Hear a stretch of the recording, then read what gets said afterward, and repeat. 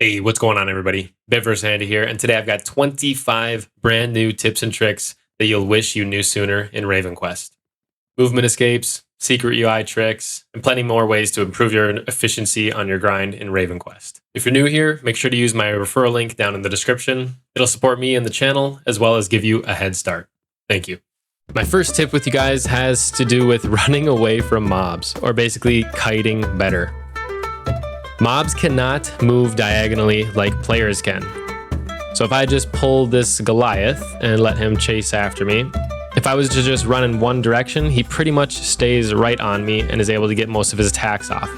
However, if I am to run diagonally, you'll see his pathing start to go up, right, up, right, up, right. Of course, he stuns me, but basically he's got to do twice as many tiles as I do as I'm just running diagonally, and you can see me start to get away, versus if I run in a straight line, he actually looks to be a little bit faster than me and will catch me.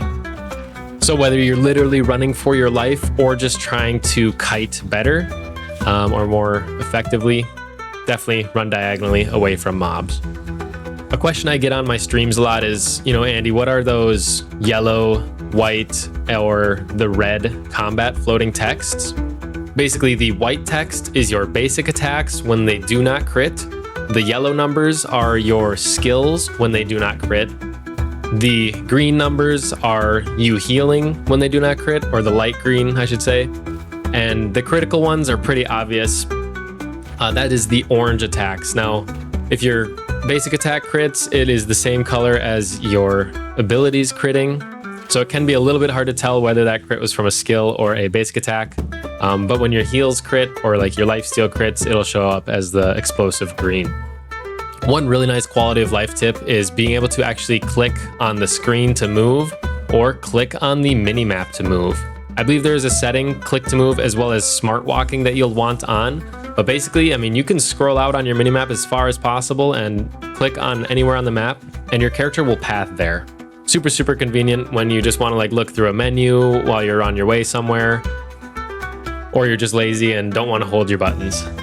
I want to talk about crowd control diminishing returns.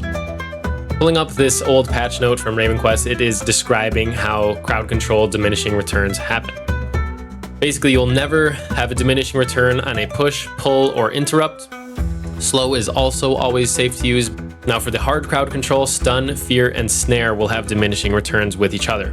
There is also what they're calling action crowd control, which is confusion, silence, and blind. Exactly like this says, diminishing returns, so receiving something like multiple blinds will reduce the effectiveness of silence and confusion effects. Now this is important especially in things like arena PvP or Rift. If you and your partner are both using stuns and fears and snares, try to spread them out so you don't get such diminishing returns. Or if your partner is using a stun, fear, or a snare, consider bringing something like a confusion, silence, blind, or a slow push-pull interrupt. Try to not stack so many hard crowd controls or action crowd controls at once. So definitely try to incorporate this into your timing and your control over the battle. If you're standing near a player and you're wondering, wow, I wonder what level and class they are, you can control right-click, press look, and come to the system log, and you'll see here, you can see this guy is a Hex Warden that is a mix of protection, witchcraft, wizardry, effective level 69, and legacy level 64. Super, super nice for being able to identify people's builds, level, effective level, as well as just quench your curiosity. One thing that annoyed me as a new player was dragging items into the bank. Oh my god, I'm out of bank space. Gotta buy some. Okay. Let's say I wanted to drag all of my ghostly infusions into the bank. I would drag them, and it would have this pop-up, how many of these items would you like to move? And I know it's just one extra click, but you can either shift right-click, that is one way to speed things up, or you can control drag, and that will drag the whole stack, whichever you prefer.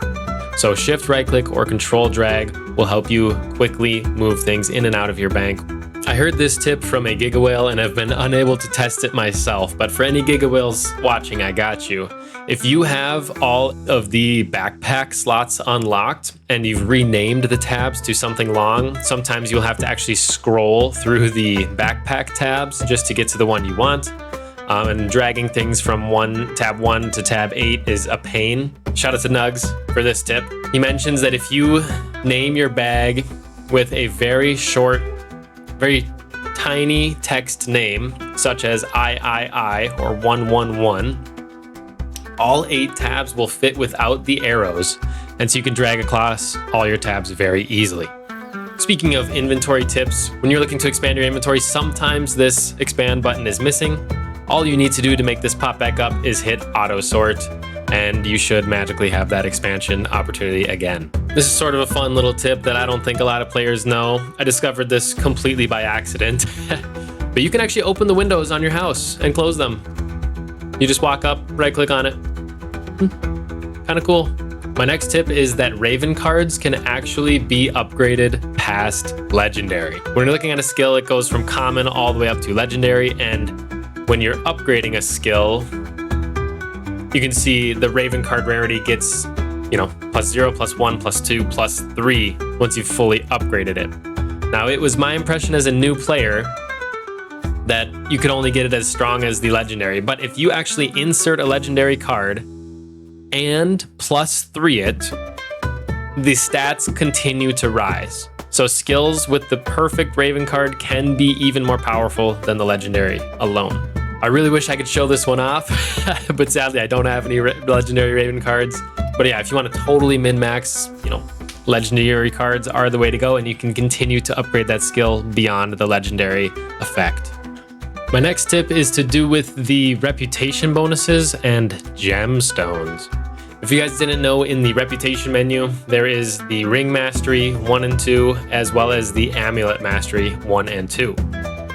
Now, off the rip, these are great abilities, increasing your stats from your amulet by 10% and increasing the rings by 5% and even more as you get to that second level of them.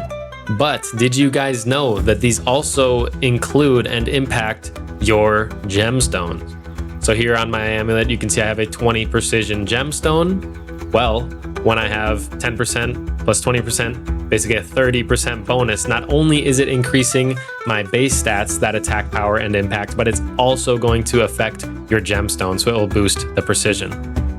With that in mind, if you are using these passives and you have gemstones, most people don't have all even gemstones. So put your very best gemstones, the ones that you want to be boosted by these, 10, 20, 30% based on the impacts you have. You want your very, very, very best gemstone on your amulet, because your amulet has the 10% as well as the 20%, totaling 30% bonus, and the second and third best ones on both of your rings, because you'd have a 5% plus 10 for a 15% bonus over there. Now for the rest of the gemstones, slap them on any piece of equipment. Only rings and amulets have this type of bonus. If you have inventory space in your quest tab to continue to hold on to your unstable chests, I would highly recommend holding as many of these as you can until you hit legacy level 75. Now I only recently found out about this tip, and I'm legacy 74, so I won't have as much time to take advantage of this, but basically there is these items that only have a chance to drop from those chests once you're legacy level 75, called Aether Marked Runes. You just pull these up on the market, and I've heard that it's about a 1 out of 8 drop rate, and oh my gosh, these have gone up in price. 1.5 million. Last I checked, these were around 800K, so somebody popped off and bought these. But these are super, super expensive. Whether you want to save these chests for just the silver, or if you want to actually save them, you'll need 100 per legendary ring in the end game. So, 2 ring slots, you'll need 200 of these. And you only are able to get 1 per 8 victories in the Aether Rifts after legacy 75. So definitely don't sleep on holding on to these. This could be a tip that earns you guys millions. One tip that I regret not learning sooner is the XP boosting tea sold at the RavenQuest bar from the bartender. You can see he sells in his shop everything from lavender tea to luxury black tea. Now, depending on your budget, obviously the more expensive, the higher the boost. I mean, luxury black tea gives you an increased 40% XP, which is bananas. And Lavender at the basic gives you 7% bonus. Now, if you think about this, 7% bonus on your next 50,000 experience points, 7% of 50,000. 7% of 50,000 is 3,500 XP. So you are spending 2,000 silver to effectively gain 3,500 XP. That sounds like it's worth it to you. Get it. If you were to buy luxury black tea, you are spending 100,000 silver, and you'd really only be gaining 20,000 XP. So for me, I really value the lavender tea because it gives the most XP per silver, a ratio of 1.75 XP earned per silver spent, versus the luxury black tea gives a ratio of 0.2 XP per silver spent, but it is the fastest way to get it done. So personally, I would recommend grabbing lavender teas. I find it worth it. Now, going hand in hand with this is in your inventory when you have a lot of consumables to pop at once, like for instance, lavender teas, you can actually control right click and use, well, for tea, you can only use 10. But if you have like the pouches of silver, I don't have any to show right now, but you can actually open all of those pouches at once. Simply right click or control right click, use all, yes, and then it will use them. So when you're done with a long day's grind and you have, dozens and dozens of those RavenQuest pouches, you don't have to spam click through them all. You simply control right click, open all, boom, you're good. When you are partying up with low level friends and you are sinking down to their level, or they are sinking down to your level, the higher level player will only get experience and loot or progress towards their ranger board, whatever, only if they are in range and the low level player is fighting. You can't simply be the low level player and AFK and high level players sink down to you and grind around you. You basically have to be actively fighting with them for the high level player to get XP and drops. I called this tip out in my last tips and tricks video. Link in the description to that video. Make sure to check it out. However, I still see so many players asking, what is today's active boss bounty? Where is today's active expedition? And so I'm just gonna pull up this website once again. This is ravenguardian.com, and it will show today's active boss bounty is the shark boss. Today's active expedition is on Gilead Island. And so I'll just verify, come into game, scroll over to Gilead, boom, there's the expedition. If I go over, I already did the boss bounty for today. It was the shark boss. Super, super, super slept on website. It will also even show you today's Feed the Monk, which is carpentry. It will tell you when the boss bounty is going to reset in 2 days. It will tell you when you're going to get your merchant influence in 3 days. Again, the boss bounty will reset, landowner airdrop, another boss bounty, as well as your prime certificates, and then fame airdrop, which dropped today. So next week in 7 days, it will come again.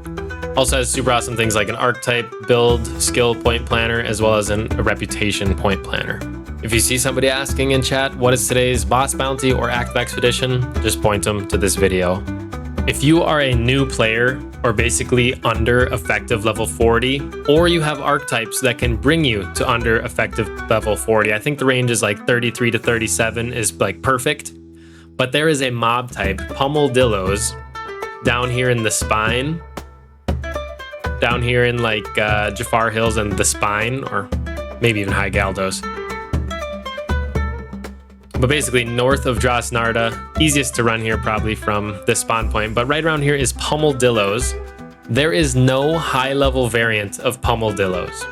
So for the items that drop from Pummeldillos, like not only the Pummeldillo trophy, but the Pummeldillo armor and tail as well, only low level players have access to this, basically choking the supply, making these one of the most expensive trophies to get in the game.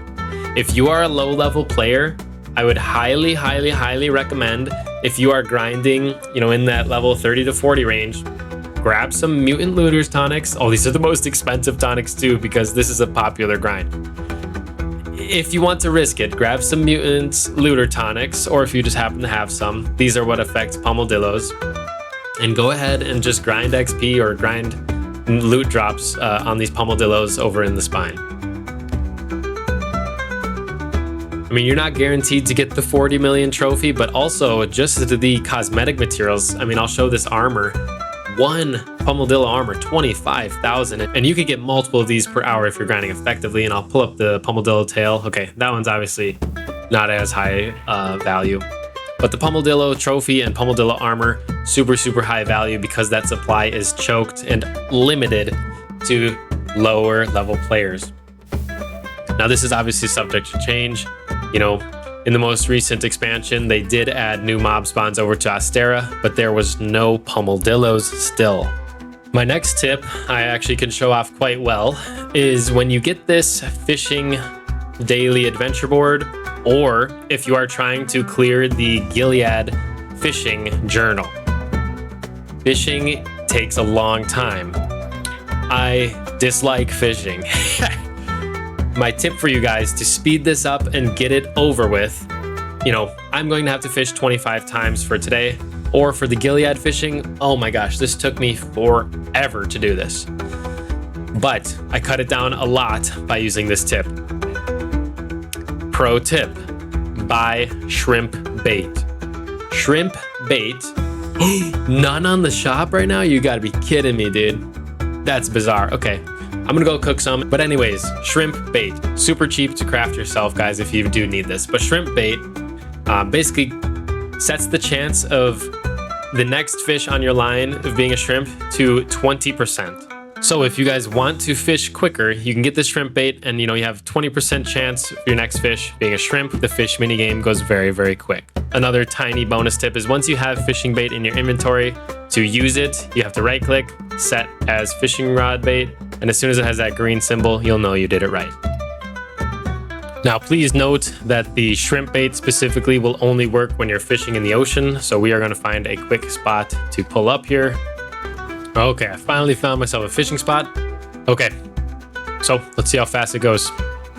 Now, in theory, 20% more of these should be shrimps than normal, which should speed up my grind, but worsen my loot. So make sure you're at least aware that this is going to get you worse fish, but it's going to just speed up your grind and get you on your way. There we go. First fish was a shrimp. Super, super quick.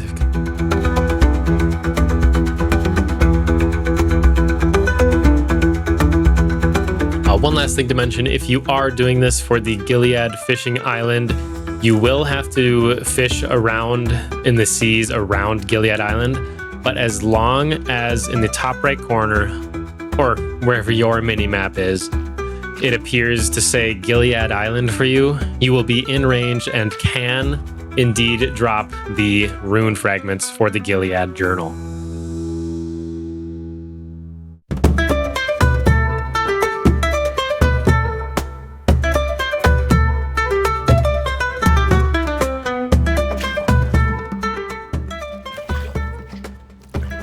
There's my 25. Another quick tip while I'm at sea is that you cannot use your teleport while you're on a boat. So make sure you have a plan to get to your nearest port so you can teleport home safely. My next tip is to do with land and planting. Now, if you've been playing this game, you've probably ran into the annoying bug where, let's say I want to place this pig pen and I place it, and sometimes... Now, it'll sometimes kick you out just like that. Basically, my tip to avoid getting kicked out like this is imagine your player is standing in the center of your screen. And when you're actually planting, like, okay, if I was walking, I'd be like here. If I walk back, I'd be right here. If my player would be standing there and I plant, it will boot you out. It will annoy you and your character will be here and you'll have to go back in the menu. Very, very annoying. However, to avoid this, simply always picture your character in the middle and sort of plant off to the side, and you can avoid getting shot out of that menu. So hopefully this saves you guys a lot of headaches. Just a daily time saver, quality of life, just get less annoyed with the game. Devs, hopefully this also helps you squash that bug. If you guys are like me and you are a Ranger Company Giga Chad, you can see I'm a champion. Subtle flex. But basically, if you have the Quartermaster monk, or really any of the monks, and you're flying through maybe they're short tasks and you're just flying through them, you'll notice that you can only summon a monk once every 5 minutes. One of the easy ways to tell if your 5 minutes is up, I always try to summon it again, and I will get a message with timestamp in the chat that says I must wait 5 minutes before summoning this NPC again. And you'll note, 1:50 p.m. right there. I can now at least know for myself 5 minutes will come at 1:55 p.m. when I can resummon this. So pro tip, whenever I am summoning one of these monks, I just hit it twice so that then I can get the timestamp in the general chat. Here's a cheeky little tip. If you are in RavenQuest and you are running behind the bank, you can actually talk to the monk keeper from back here and access your bank. Pretty neat. I want to call out a couple of things around reputation board and specifically about resetting your reputation points. Now, first quick tip is that the first time you reset this, it is absolutely free. It will show a cost here, but when you click on it, it will say resetting your passive points, resetting your reputation passives will be free the first time. And you can click yes. So note that, pretty nice. However, the second thing is that you can only reset them once per week. Now, these are super expensive. I hope you guys are not trying to reset these a bunch of times a week, but I just wanted to call those lesser known things out in case you are someone who has been, on the edge of resetting, but you're like, gosh, I don't know if it's worth the Dawn Essence. Oh, but my first one's free. I'll go ahead and do it. And then also just beware if you are going to reset that you'll be locked into whatever you put it in for 1 week after you reset. And while we are in here, I want to talk about how to make certain mob types non-aggressive. The biggest tip I have here is Diplomatic Exaltation. This is one of the 4th tier reputation ones here, and it says creatures from the Dwarven, Elven, and Goblin families will not attack you unless you attack them first or gather resources near them. This excludes Mind Slave Dwarves and Draconic Elves. So this will allow you, especially if you're a miner deep in the Dwarven caves, you can run past all the dwarves except for the ones that are basically guarding the mining nodes. Now, a lot of players know about this one, but did you know that there's 2 more mob types that I'm aware of that you can also become non-aggressive? The first one is in the Zephyr Veil Journal. If you can get to 5 ethereal veils, creatures from the Morningstar family will not attack you unless you attack them first or gather resources near them. And then the other one, and this was a tip from Shocky, shout out to Shocky, there is also an item. It is a trinket called the Jackal Armband. And the Jackal Armband does very similar. However, it is only for jackals of the same level and below you. Those are the 5 mob types that I'm aware of, but let me know in the comments if I missed any. If you are into cosmetics or just looking to grind up your renown, all of the tier 1 cosmetics are all obtainable in or around RavenQuest and are super cheap. I actually have a dedicated video to this topic specifically, and I'll link that in the description. Definitely worth checking out. Get yourselves hundreds of renown, double it if you have Patron, as well as unlock some cosmetics that you might think are cool. I also want to talk about the upcoming release of Raven Idol. Raven Idol is basically going to be equivalent to free extra progress in RavenQuest. Raven Idol will be releasing on Saturday, October 11th, and you can earn straight up quest token from Raven Idol that tie into the RavenQuest ecosystem. As well as if you have the Battle Pass in Raven Idol, you will get things like Fame in RavenQuest, Raven Packs for RavenQuest, getting you many more cards. You will get titles for RavenQuest, something to flex. House decoration for RavenQuest that will give you hundreds of renown, as well as other decorations that will also give you hundreds of renown. You can unlock valuable rewards both on the free and paid version of the Raven Idol Battle Pass that are tying into your RavenQuest progress. I have a separate Raven Idol referral link in the description as well as the pinned comment. Definitely use it if you're jumping in on October 11th. It supports me and it'll help you day 1 get a head start. If any of these tips helped you out, please give it a like so that other players can find this video. Tell me which tip saved you the most time, or leave any extra tips and tricks in the comments below. Before I sign out here, I want to give a huge shout out and thank you to all my Twitch subscribers, channel members, as well as my current stream boss, Mr. Grazen. Thank you so much for supporting on stream. That's all for this one, guys. Until next time, take care and good luck with your grind.